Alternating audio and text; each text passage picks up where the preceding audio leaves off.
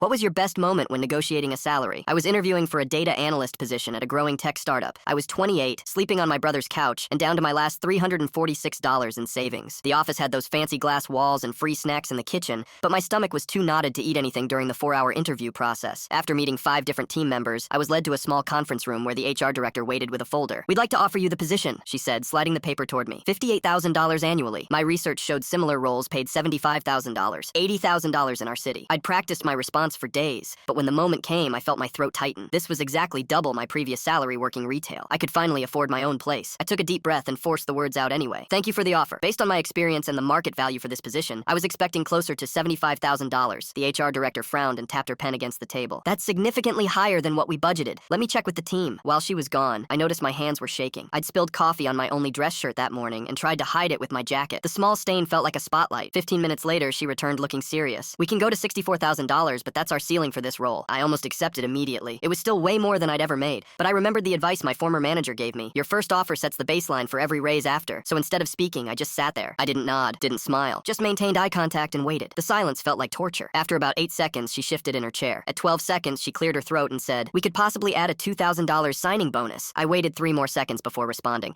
"I appreciate that. Would $67,000 with the signing bonus be possible?" She sighed, looked at her notes and said, "Fine, but you better deliver exceptional work." I signed the papers before she could change her mind. Walking out of the building, I called my brother with the news. When I told him the salary, he started cheering so loudly I had to hold the phone away from my ear. That night, I opened my laptop and booked a deposit on my own apartment. 3 years later, I'm now a senior analyst making $94,000. The best part wasn't even the money. It was finally believing I was worth what I asked